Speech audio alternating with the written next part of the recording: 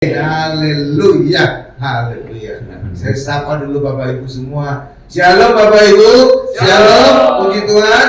Ya, saya senang berjumpa dengan saudara. Apakah saudara senang berjumpa dengan saya? Amin. Senang pasti dong. Kenapa? Akan diberkati.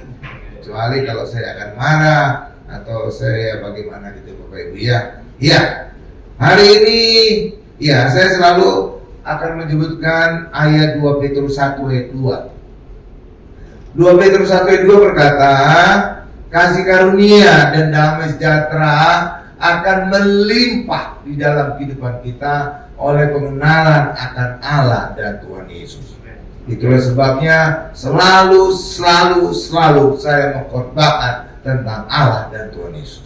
Agar apa? Setiap kita yang hadir, setiap kita yang menonton video ini akan beroleh kasih karunia dan damai sejahtera. Amin. Yang lebih ekstrimnya lagi, saya mengkhotbahkan ini tentang Allah dan Tuhan Yesus berurutan dari Kejadian, Keluaran, Imamat, Bilangan, Ulangan terus sampai Wahyu. Ya, dan lebih dahsyat lagi kesimpulannya harus Tuhan Yesus. Amin. Luar biasa ya. Iya, itu semua karena hikmat Allah. Nah, sekarang kita sudah tiba pada kitab yang ke-21. Dan kitab ke-21 adalah kitab pengkhotbah. Ya, dan judul khotbah kita adalah kesia-siaan. Judul khotbah kita adalah kesia-siaan. Apa judulnya Bapak Ibu? Kesia-siaan. Ya, kesannya negatif. Ya. Kalau saudara baca kitab pengkhotbah, kesannya negatif. Kenapa? Karena banyak sekali, ini penulis pengkhotbah adalah Salomo. Salomo berkata, sia-sia. Ya, tapi saudara jangan salah. Harus saudara baca lengkap ucapan Salomo. Salomo berkata, sia-sia semua yang di bawah matahari. Jadi artinya, hidup akan sia-sia kalau kehidupan kita hanya berdasarkan duniawi, hanya berdasarkan kedagingan. Iya Bapak Ibu. Iya. Karena itulah orang Kristen harus hidup berfokus kepada Yesus, Tuhan Yesus, dan harus melihat ke atas di mana Yesus berada di surga. Amin. Iya, sama juga seperti banyak sekali pendeta salah tafsir tentang kitab Wahyu. Kitab Wahyu mereka khotbahkan banyak tentang akhir zaman, mengkhotbahkan tentang kengerian di akhir zaman. Iya Bapak Ibu. Padahal kitab Wahyu itu tentang Tuhan Yesus. Baca Wahyu 1 ayat 1, itu kuncinya. Di situ dikatakan revelation atau pewahyuan tentang Yesus Kristus. Jadi maknanya apa Pak? Maknanya itu semua kengerian dalam kitab Wahyu akan dialami oleh orang di luar Yesus. Bagi orang Kristen itu bukan ketakutan, bukan kengerian, karena semua kengerian, semua ketakutan, semua hukuman di dalam kitab Wahyu telah dibayar lunas oleh Tuhan Yesus di atas kayu salib. Itu makanya orang Kristen jangan takut tentang kitab Wahyu, walaupun situ kengerian. Itu untuk orang di luar Kristen. Paham Bapak Ibu? Iya, sama juga dengan pengkhotbah. Itu banyak kata sia-sia.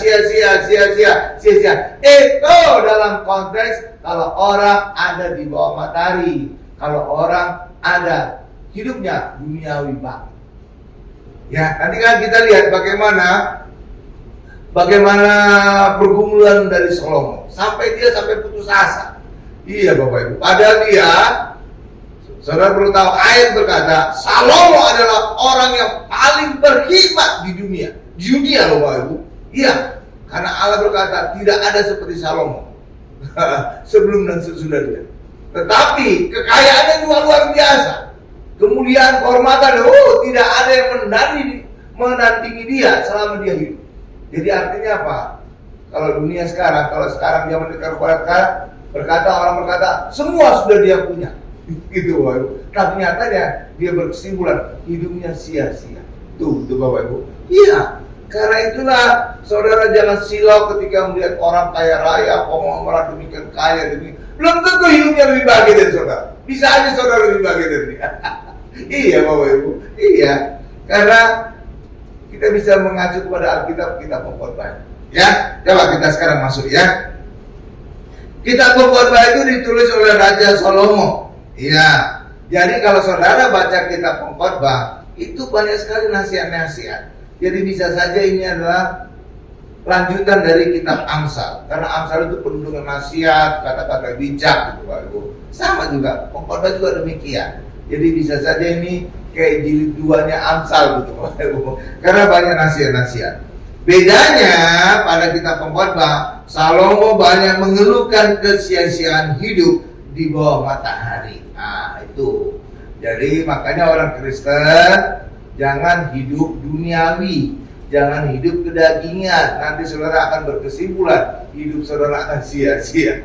Iya, sama dengan Salomo. Coba kita buka pengkhotbah 2 ayat 10.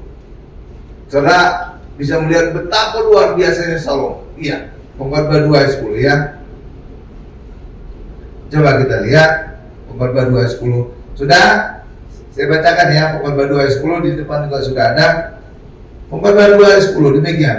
Aku, siapa nih aku? Salomo. Salomo tidak merintangi mataku dari apapun yang dikehendakinya. Saudara lihat itu? Jadi apapun yang dilihat dia bisa punya. Oh, luar biasa kan? Terus, aku tidak menahan hatiku dari sukacita apapun. Tuh, apapun yang membuat dia sukacita, dia bisa dapatkan. Tuh, terus, sebab hatiku bersukacita karena segala jerih payahku. Itulah buah segala jerih payah. Saudara lihat itu? Ada enggak di dunia ini seperti Salomo? Dia apapun yang dilihat dia bisa punya. Apapun yang membuat dia sukacita dia bisa dapatkan. Ada enggak orang dunia seperti itu? Enggak ada. Konglomerat sekaya apapun enggak mungkin. Dia lihat dia milik. Dia lihat dia milik. Enggak ada itu. Enggak ada kan? Iya. Walaupun Bill Gates segala macam orang paling kaya di dunia atau siapapun orang paling kaya di dunia, nggak mungkin dia lihat dia langsung milik, nggak mungkin. Wah kalau demikian itu luar biasa sekali. Dia lihat, dia apapun itu, dia lihat menara Eiffel, bagus, saya miliki, nggak mungkin. Dia lihat mana, bagus, dia miliki, nggak mungkin kan? Nggak mungkin. Tapi Salomo mungkin, tuh luar biasa sekali. Jadi ini konglomerat itu. Apapun yang dilihat dia bisa miliki itu. Apapun yang kedua, apapun yang membuat dia sukacita, dia bisa miliki. Biasa. Nggak ada orang di dunia seperti itu. Sekaya apapun orang kaya di dunia pun yang membuat dia sukacita dia nggak bisa miliki. Seenak-enak. Benar kan Bapak Ibu? Salomo bisa. Ini kan luar biasa. Yang dia lihat dia bisa miliki, yang dia membuat dia sukacita dia bisa miliki. Ini luar biasa, tajir melintir. Ya kan? Tapi saudara jangan silau akan kehebatan Salomo. Karena pada akhir hidupnya dia berkata, sia-sia. Sia-sia. Iya, Bapak Ibu, ini luar biasa ya. Salomo berkata tadi, apa gunanya aku berhikmat? Ia juga membenci hidup. Tuh, padahal dia bisa punya segala, tapi dia membenci hidup. Tuh. Iya, bahkan Salomo merasa putus asa. Kok bisa ya? Kesimpulannya, karena dia mengandalkan kedagingannya di akhir hidupnya. Hatinya menjauh dari Tuhan. Oke Bapak Ibu ya. Istrinya aja 1.000. Totalnya ya. Iya kan? Iya, itu luar biasa tuh. 1.000 loh Bapak Ibu. Setahun berapa hari? 365. 365 kalau 1.000 hari 3 tahun kan? Jadi saudara bisa bayangkan kalau dia ketemu dengan istri yang A, maka dia ketemu lagi istri yang A 3 tahun lagi. Gila tuh. Kan itu saya kasih ilustrasi supaya saudara tergambar betapa banyaknya itu 1.000. Luar biasa ya. Nah, jadi Salomo itu merasa sia-sia, putus asa. Coba kita buktikan aja ayatnya. Pengkhotbah 2 ayat 20. Pengkhotbah 2 ayat 20. Nih saya bacakan ya. Dengan demikian aku mulai putus asa. Salomo mau putus asa terhadap segala usaha yang kulakukan dengan jerih payah di bawah matahari. Sudah itu? Iya. Jadi walaupun dia bisa memiliki segalanya, ternyata di akhir hidupnya berkata, aku putus asa. Saudara, ini menjadi ayat penjelasan. Ketika saudara lihat artis terkenal di Amerika, atau siapapun yang terkenal di Amerika, tiba-tiba dia mati bunuh diri. Dan mereka bakal ditanya, kenapa bunuh diri? Hidupku sepi, hidupku hampa. Ih, kok bisa gitu? Padahal dia orang terkenal, kaya raya. Artis-artis terkenal Amerika, kaya raya, banyak duit, segala macam dia bisa miliki. Nyatanya dia bunuh diri, putus asa. Itulah menjadi ayat ini bisa menjadi penjelasan kenapa orang-orang itu bunuh diri. Ya kan? Kita kan mungkin gak ngerti kan? Kok bisa ya mereka bunuh diri? Kok bisa ya? Kok bisa ya? Mereka punya segalanya kok bunuh diri ya? Tuh kan? Saudara bisa lihat dari ayat ini pokok ini. Ketika manusia hanya mengandalkan hidup duniawinya saja, hidup di bawah matahari, maka semua yang dimiliki menjadi sia-sia. Itulah sebabnya orang Kristen pintar, hidupnya berfokus kepada Tuhan Yesus, memandang ke atas, maka semua hidup kita akan berguna dan bermanfaat. Amin. Berikan kemuliaan bagi Tuhan Yesus. Iya, jadi kita jangan silau melihat luar biasanya orang kaya konglomerat. Iya. Kalau saudara melihat seorang konglomerat di Indonesia, itu nggak ada apa-apanya kalau dibandingkan konglomerat dunia, Bapak Ibu. Iya. Jadi selalu ada yang di atas, selalu ada yang di atas, di atas, di atas, di atas, di atas. Iya, Bapak Ibu. Bahkan juga nggak permanen.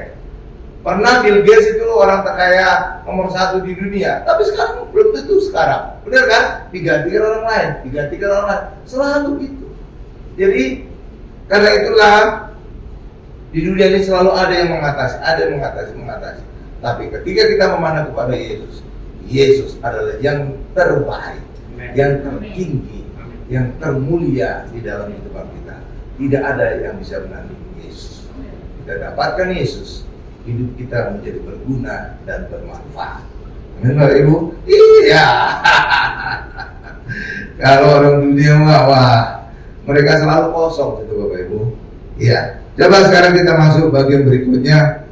Segala sesuatu ada waktunya. Jadi segala sesuatu ada waktunya. Coba kita lihat Pengkhotbah 3 ayat 1 sampai dengan 2 ya. Segala sesuatu ada waktunya. Coba Pengkhotbah 3 ayat 1 dan 2 sudah di sana? Saya bacakan ya. Untuk segala sesuatu ada masanya, untuk apapun di bawah langit ada waktunya. Ada waktunya untuk lahir, ada waktunya untuk meninggal, ada waktu untuk menanam, ada waktu untuk mencabut yang ditanam. Oke, Bapak Ibu? Iya, segala sesuatu ada waktunya. Contoh, kalau orang hamil berapa bulan, Bapak Ibu? 9 bulan 10 hari ya? Ya, masa kehamilan kan? Itu waktunya yang kita tahu, benar kan? Nggak ada sampai 10 bulan. Itu pasti kelainan, benar Bapak Ibu ya? Nggak ada yang 8 bulan, benar kan? Jadi segala sesuatu itu sudah ada waktunya. Oke? Anak masuk sekolah, umurnya rata-rata antara 6 sampai 7. Ya kan SD kan? Ya, sekarang katanya harus wajib TK katanya. Oke lah, umur 5 tahun atau 6 tahun TK gitu ya. Baru masuk nanti setahun kemudian masuk SD. Jadi sudah ada waktu-waktunya. Oke, Bapak Ibu ya. Bahkan mati juga ada waktunya. Ya, rata-rata Indonesia berapa? Mungkin ya 70 atau 80. Setiap negara itu beda-beda. Ya. Di Indonesia mungkin 70 tahun itu udah tua renta gitu ya, udah agak-agak lemah gitu ya, 70 ya. Tapi di Korea, saya pernah ke Korea Bapak Ibu, sopirnya, drivernya 75 tahun, masih kuat banget. 75 tahun, masih gesit gitu Bapak Ibu. Saya balapan lari aja masih kalah sama dia. Iya, luar biasa. Jadi tingkat hidup itu beda-beda setiap negara, tergantung negaranya Bapak Ibu ya. Ya, gitulah pokoknya. Dan umumnya, ini umumnya semakin sejahtera suatu negara, semakin tinggi usia manusianya. Oke ya, iya semakin banyak gitu ya. Biasanya gitu, tapi tetap aja ada perkecualian. Tapi umumnya demikian. Ya tetap ada perkecualian. Kalau kecelakaan umur 11 tahun juga mati. Benar Bapak? Nah iya dong. Tetap ada perkecualian. Tetap ada. Iya, jadi itu rata-rata umumnya demikian. Tapi kalau mati itu mah umur berapa aja bisa. Lagi bayi juga bisa mati. Iya kan? Iya gitu Bapak Ibu. Jadi segala sesuatu ada masanya. Tuhan Yesus juga menyebut akan hal waktu sewaktu ibunya minta Yesus mengatasi masalah kekurangan anggur di perkawinan Kana. Jadi Tuhan Yesus juga disiplin terhadap waktu. Ya ada masanya. Jadi Yesus datang ke dunia itu udah terschedule gitu Bapak. Ada timeline-nya. Iya, jadi enggak sembarangan. Makanya ketika terjadi kekurangan anggur di perkawinan Kana, mamanya langsung menjumpai Yesus. Tolong dibantu gitu Bapak Ibu. Tapi Yesus berkata, ya waktuku belum tiba. Jadi ada timeline Tuhan Yesus. Oke Bapak Ibu ya. Iya. Jadi enggak sembarangan. Ya, tapi ada yang luar biasa. Apa yang luar biasa? Bagi kita saudaranya, bagi Maria orang tuanya, Tuhan Yesus berkata, bagi kamu selalu ada waktu. Luar biasa ya. Bagi kita selalu ada waktu. Iya, makanya kapan aja kita berdoa, Tuhan bisa menjawab doa kita. Amin, Bapak Ibu ya. Iya. Iya. Ya, sama seperti saya Bapak Ibu. Saya kan nikah itu usia 35 tahun, 34 atau 35 lah. Istri saya 34 gitu Bapak Ibu. Jadi udah mendekati expire. Enggak ya. Iya. Umumnya orang nikah, ini umum, saya bicara umum, selalu ada pengecualian. Umumnya setelah lulus kuliah gitu. Umumnya rata-rata ya 24 dan 25 tahun gitu ya. Ya makanya teman-teman saya itu pada lulus kuliah langsung nikah, sekarang mereka sudah opa-opa. Iya, udah punya cucu. Kadang-kadang saya minder gitu, Bapak. Mereka udah ngomong cucu gitu. Tapi saya nggak mau kalah, saya punya akal. Gitu. Anak-anak simpak itu saya jadiin kayak cucu. Ini cucu saya. Makanya sering saya bawa-bawa dia. Padahal itu anaknya simpak di rumah. Iya, tapi udah saya anggap cucu lah. Gitu ya. Jadi teman-teman saya jadi ini dia. Oh, keren juga cucunya. Haleluya. Jadi pokoknya gitu Pak. Nah, itulah jadi saya nikah itu 35, istri saya 34. Makanya kita pacaran cuma 3 bulan cepet ya. Hemat ongkos juga. Langsung nikah ya. Dan kita nikahnya tuh pada saat Valentine 14 Februari. Makanya pada saat pemilu kemarin selain 12 kita juga memperingati ulang tahun. Anniversary ya. Oke ya. Nah, itulah. Jadi ada masanya menikah, ada masanya juga punya anak, ada masanya punya cucu, ada masanya dan segala macam. Ada masa-masanya. Oke Bapak Ibu ya. Iya. Pak, bisa nggak kita percepat Pak? Nah, kadang-kadang kita bisa percepat juga. Iya. Ya, kita harus nyiapin diri juga. Ya Bapak Ibu ya. Mungkin karakter kita harus dirubah, mungkin apanya kita, sifat kita berubah, supaya Tuhan tidak susah-susah nyariin kita jodoh. Kita kan percaya kan jodoh kita dari Tuhan kan? Iya, kalau karakter kita susah dicari jodohnya, Tuhan juga lama memberi. Kadang-kadang, nggak selalu gitu kadang-kadang. Iya, semuanya harus ada persiapan. Sama juga seperti khotbah ini, walaupun ini percaya adalah pelayanan rohani, Roh Kudus yang bekerja, tapi kita juga harus ada persiapan kan?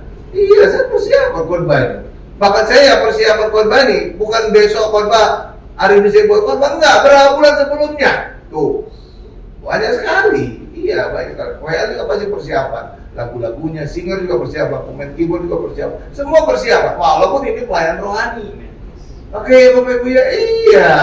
Jadi segala sesuatunya harus ada persiapan supaya Tuhan juga bisa memakai kita semakin heran dan dahsyat.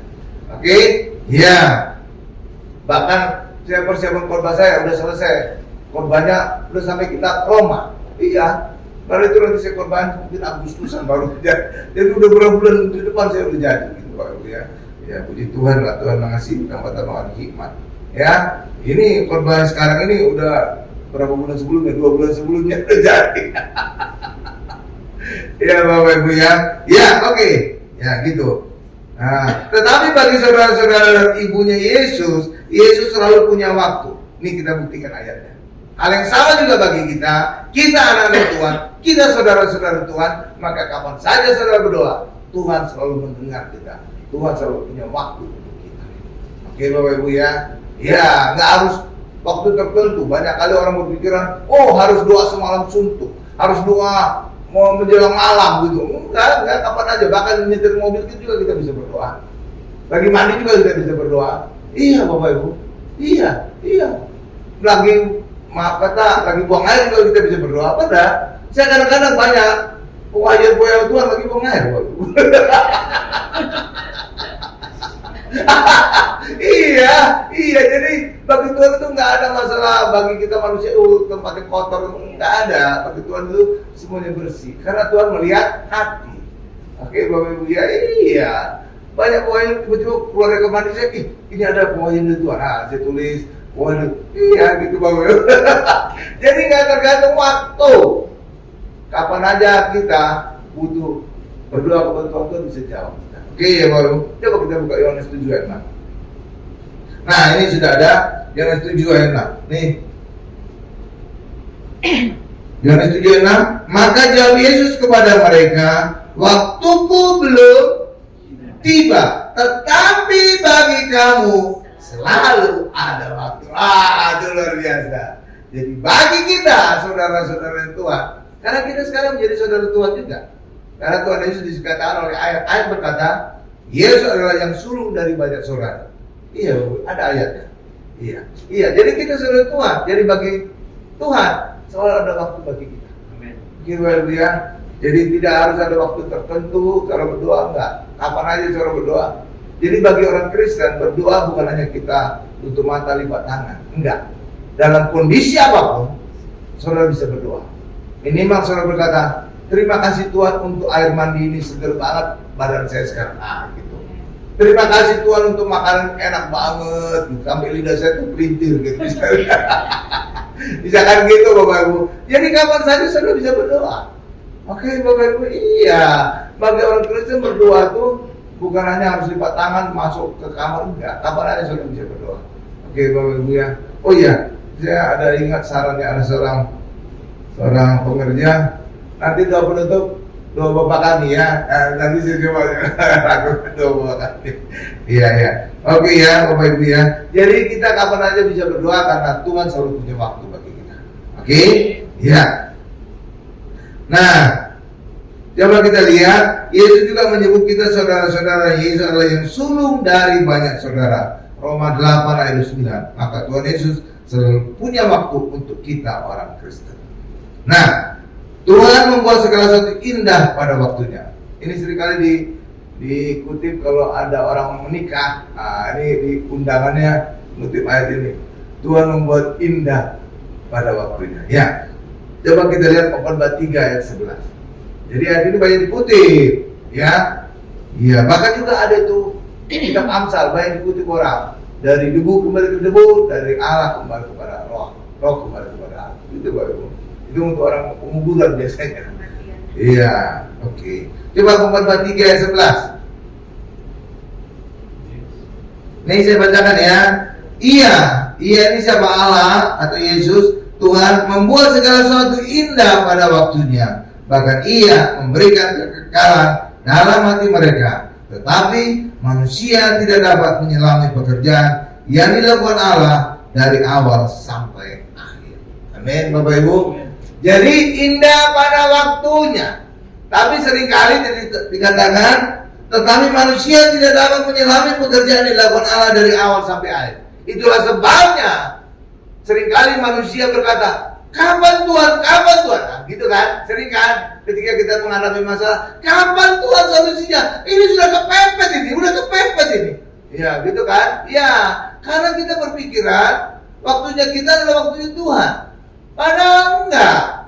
Sama seperti saya tadi cerita perkawinan saya usia 35. Banyak orang usia 25 tahun. Jadi saya telat 10 tahun. Tuh. Iya. Tapi lihat waktunya Tuhan. Maka saya berjumpa dengan ibu gembala. Coba kalau enggak, orang lain saya ketemu. Iya kan? Iya, ketemunya di gereja lagi singer dia. Gitu. Jadi tempatnya di Tiberias sebelah sana. Ya Penin, dek. Iya. Jadi kita nggak tahu waktunya Tuhan. Iya, seringkali kita memaksakan waktunya kita menjadi waktunya Tuhan, ya kan? Iya, kalau waktunya kita paksakan jadi waktunya Tuhan, ayat ini nggak lagi berbunyi demikian, ya kan? Padahal kalau waktunya Tuhan indah pada waktunya, kalau waktunya kita menjadi buruk pada waktunya. Iya kan? Karena Tuhan melihat yang terbaik bagi kita, ya kan? Iya. Makanya saya ditunda sampai 10 tahun menikah. Ya mungkin yang cocok bagi saya adalah ibu gembala. Kalau yang lain mungkin nggak cocok. Iya kan? Bagi banyak orang juga demikian. Iya, bisa. Jadi beda-beda lah, ya. Jadi ada aja waktunya Tuhan, ya. Iya. Karena itulah jangan paksakan waktunya kita menjadi waktunya Tuhan. Tuhan tahu waktu yang terbaik. Ya, makanya dikatakan tadi indah pada waktunya. Kalau kita paksakan waktunya kita, bisa nggak indah. Contoh, misalkan kita memberikan motor kepada anak kita untuk kuliah, atau waktu di SD, itu kan nggak tepat waktu. SD mana bisa mengendalikan motor, bener kan? Iya, anak kita kasih motor mungkin agar dia gampang bertransportasi. Itu pada saat kuliah dia udah cukup besar untuk mengendalikan motor. Benar Bapak Ibu ya? Jadi ada waktu-waktunya juga. Nggak sembarangan orang tua ngasih anak ya, walaupun dia sayang banget. Ada waktunya. Motor itu hanya diberikan kepada anak yang sudah cukup dewasa, yang bisa udah lewat 17 tahun, bisa dapat SIM. Nggak asal kasih. Jadi ada waktu-waktu semua. Jadi indah pada waktunya. Amin Bapak Ibu. Ada mungkin orang tua udah ngasih motor kepada anaknya waktu belum dewasa, ya bisa celaka. Dia belum bisa mengontrol emosinya di jalan. Di jalan itu bisa buat orang emosi loh. Saya aja kadang-kadang nyetir mobil bisa emosi. Ya kaget-kaget ya, tiba-tiba motor ngelolong gitu. Kaget saya. Iya gitu. Makanya kalau dia ngagetin saya balas kaget, saya klakson kenceng. Kaget ya. Nah, saya juga kaget. Iya kan ya. Jadi kalau di jalan itu kadang-kadang istri saya juga bilang tenang. Karena saya suka emosian juga. Kagetan soalnya saya. Iya kan. Ya, jadi kalau di jalan itu memang anak kita harus dikasih pada waktunya, udah cukup dewasa lah, bisa mengendalikan emosinya. Amin Bapak Ibu ya. Iya. Makanya harus mengikuti waktunya Tuhan. Oke, jangan waktunya kita. Ya, coba kita baca lagi waktu dan nasib. Nah, ini juga luar biasa. Pengkhotbah 9 ayat 11. Jadi kita pengkhotbah ini banyak nasihat juga Bapak Ibu. Iya, sama dengan Amsal juga. Cuma kita pengkhotbah ini banyak sekali ucapan-ucapan kesia-siaan. Tapi saudara harus melihat konteksnya. Oke ya. Jangan baca hanya sia-sia, hanya terpisah. Tapi harus saudara baca lanjutannya dalam konteks di bawah matahari. Oke Bapak Ibu ya, artinya apa? Hidup duniawi itu hidup yang sia-sia. Amin. Nggak mungkin dimasukkan di Alkitab kalau mendatangkan kesia-siaan. Benar nggak Bapak Ibu ya? Pasti hal yang bagus yang mengajar kita. Dan itulah kita harus hati-hati membaca Alkitab, harus baca berdasarkan konteks. Jangan dicopot aja, bisa berbahaya nanti. Coba Pengkhotbah 9 ayat 11. Nih saya bacakan. Lagi aku melihat di bawah matahari. Nah, selalu ada kata di bawah matahari. Jadi ini artinya orang yang hidup duniawi di bawah matahari, itu di bumi. Tapi orang Kristen harus melihat kepada Yesus yang bertata di surga. Nih saya bacakan lagi. Lagi aku melihat di bawah matahari bahwa kemenangan perlombaan bukan untuk yang cepat, keunggulan perjuangan bukan untuk yang kuat, dan juga roti bukan untuk yang berhemat, kekayaan bukan untuk yang cerdas, dan karunia bukan untuk yang cerdik. Cendekia karena waktu dan nasib dialami mereka semua. Jadi yang menentukan adalah waktu dan nasib. Ya Bapak Ibu, waktu dan nasib siapa yang menentukan? Tuhan. Itulah sebabnya kesuksesan kita Tuhan yang menentukan, bukan kita. Oke Bapak Ibu ya. Iya, karena kesuksesan manusia itu di bawah matahari itu berdasarkan waktu dan nasib. Waktu dan nasib Tuhan yang menentukan. Maka artinya kesimpulannya kesuksesan manusia ditentukan oleh Tuhan. Oke Bapak Ibu ya. Iya. Sama juga seperti di keluarga saya, saya harus ada kesaksian juga karena Ibu Gembala berkata harus ada kesaksian supaya menarik gitu banyak. Oke. Jadi di keluarga saya bukan orang yang paling pintar. Iya, bukan. Tetapi saudara tahu, saya yang paling tinggi pendidikan di keluarga saya. Iya. Iya, sampai doktor. Iya, bahkan insinyur saya juga dari ITB. Iya, nggak ada saudara-saudara di situ. Iya, demikian juga dengan teman-teman SMA saya. Iya, Bapak Ibu, teman SMA saya banyak lebih pintar dari saya. Saya menengah lah, nggak bodoh banget, nggak pintar banget, tapi tengah. Tapi justru saya yang paling hebat lulusannya, gitu Bapak Ibu. Iya, kenapa bisa lulusan hebat di SMA? Karena ketika saya mendaftar perguruan tinggi, saya langsung dapat 2 perguruan tinggi yang terkenal di Indonesia. Ya, ITB 1, teknik industri. Yang kedua adalah ekonomi di Parahyangan. Itu kelas berat itu. Iya. Bahkan waktu saya tes di Parahyangan juga, itu orang-orang yang ikut tes, kan ada sumbangan pembangunan. Nah, itu katanya menentukan kalau seandainya ada tipis-tipis beda-bedanya, uang pembangunan itu jadi penentu diterima atau tidaknya. Kalau saudara, saya kasih uang pembangunan berapa? 0. Yang lain-lain sih tipis. Berapa juta, bro? Saya 0. Dan nggak tahu gimana saya dapat isu. Rupanya saya nilai terbaik saat itu. Wow, luar biasa. Padahal saya bukan paling pintar. Iya, Tuhan mengasihkan saya hikmat. Dulu itu, atau di Gramedia, itu ada kumpulan-kumpulan soal yang tebel-tebel bukunya, Pak. Skalu atau Sepumaru, segala macam. Ada beberapa tahun sebelumnya. Saya beli, ada 5 buku. Itu saya tiap hari latihan di rumah. Pakai di kos saya. Ya, latihan, hitungan waktunya. Jadi benar-benar saya cepat bisa jawabnya. Karena pada saat tes, itu waktunya mepet. Bukan hanya sekedar kita bisa tahu jawaban, tapi harus cepat jawabnya. Iya, dan saya latihan. Dan saudara tahu apa? Ternyata soal-soalnya mirip-mirip. Dengan latihan saya, paling cuma angkanya dirubah, posisinya berubah dari soal nomor 1 jadi nomor 10, dari nomor 1 jadi nomor 5, gitu. Ya rupanya yang buat soal itu malas juga. Nggak bikin buat yang baru gitu. Iya. Dan akhirnya luar biasa. Saya bisa lulus di ITB dan Parahyangan. Iya, padahal itu perguruan tinggi terkenal, Bapak Ibu. Iya, luar biasa. Karena itulah bagi kita, tenang aja, bukan yang terpintar menjadi sukses. Dan itu juga terbukti di alumni saya. Saya alumni ITB, kita punya WA group. Ada yang paling pintar di situ. Nilainya semua. Hebat, jadi otaknya encer gitu, Bapak Ibu. Tapi kehidupannya sekarang nggak bagus-bagus amat, biasa. Justru yang lulusnya lama-lama kayak saya, Bapak. Justru dia jadi CEO Astra, justru dia jadi direktur Pertamina segala macam.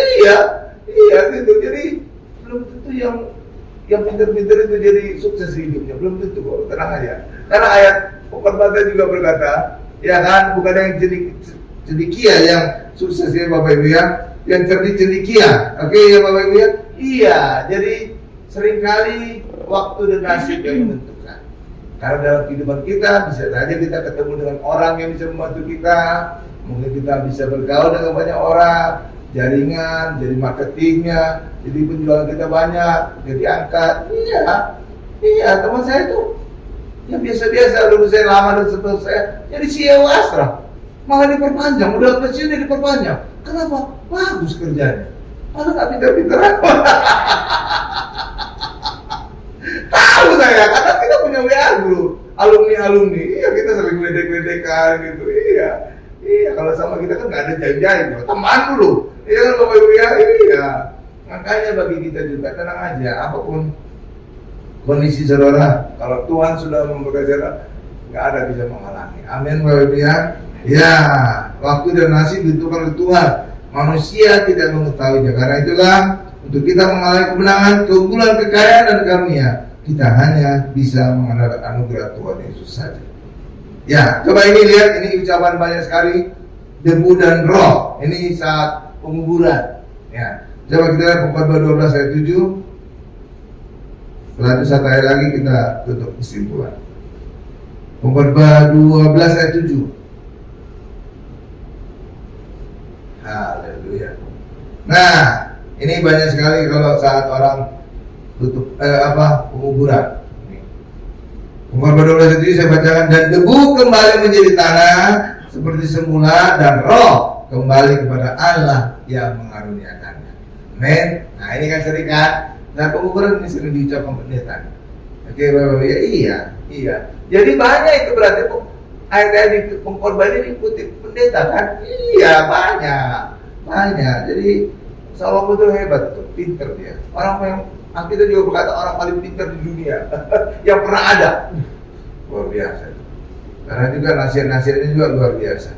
Oke ya. Nah, dan itu benar karena manusia dibentuk dari tanah dan dihembuskan nafas hidup dalam hidungnya, demikianlah manusia menjadi makhluk yang hidup. Oke, maka saat orang Kristen mati, tubuhnya kembali ke tanah, sedangkan rohnya kembali kepada alam surga. Sedangkan bagi orang non Kristen, tubuhnya kembali ke tanah, sedangkan rohnya kembali ke iblis yang berkuasa atas rohnya. Iblis dan roh inilah kelak akan dihakimi oleh Allah. Dan orang Kristen tidak lagi dihakimi. Karena itulah seringkali orang Barat itu berkata hari kiamat itu Judgment Day. Wah, lihat, itu salah itu Bapak Ibu. Judgment Day itu bagi orang non Kristen. Bagi orang Kristen nggak ada lagi judgment. Nggak ada lagi penghakiman, oke ya. Jadi nggak selalu yang berasal dari barat sana lebih hebat dari kita. Enggak. Justru kita lebih hebat gereja dibanding orang Amerika, orang Eropa. Kenapa? Gereja sana nggak hidup, mati, kosong. Di Israel juga sama. Gerejanya itu kosong, jadi jangan cuma foto-foto doang. Iya, jadi saudara jangan bayangkan di Israel gereja penuh kayak di Indonesia. Enggak. Jadi cuma meeting doang, foto-foto gitu. Iya. Saya kan udah 4 kali ke Israel, jadi tahu lah. Di Eropa juga sama, bahkan juga di Eropa gereja juga bisa berubah jadi tempat ibadah agama lain. Iya, karena dijual, nggak bisa memaintain lagi, biayanya tinggi. Iya, karena itulah jangan terlalu hebat percaya bahwa orang luar negeri itu lebih hebat gitu. Enggak, kalau masalah gereja rohani, Indonesia lebih hebat. Benar. Iya, gereja sana mereka pada tutup. Kita lebih hebat. Banyak kan? Iya. Iya benar, itu fakta. Nggak bisa disanggah ya. Iya ya. Makanya orang-orang luar itu jangan sok-sokan mau bagi kita ya. Mereka yang harus dengarin kita khotbah. Benar ya. Ya makanya gereja saya yang lama juga nggak terlalu silo tuh dari pendeta-pendeta terkenal di dunia. Ya Benny Hinn segala enggak. Iya, enggak. Coba saudara bandingkan aja perbandingan mereka dengan kalau pendeta-pendeta di Indonesia, salah, betul. Iya, saya beraja aja saudara membuktikan, bandingkan ya. Oke. Ya, haleluya.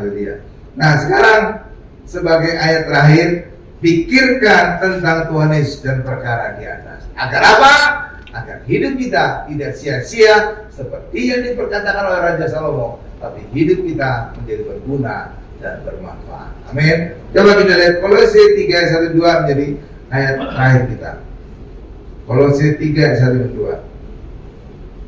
Haleluya. Kolose 3 ayat 1 2. Nih saya bacakan ya. Karena itu kalau kamu dibangkitkan bersama dengan Kristus, saudara dibangkitkan bersama Kristus, amin. Nah, maka ayat ini berlaku bagi kita, oke?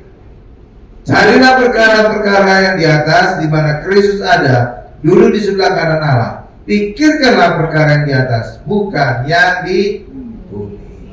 Jadi, Salomo berkata sia-sia ketika manusia hanya berfokus kepada yang di bumi, yang di bawah matahari. Tetapi bagi kita orang Kristen, hidup kita tidak sia-sia karena kita mengarah perkara di atas, di mana Yesus ada dan bertata di surga. Amin Bapak Ibu. Amin. Kita tundukkan kepala kita.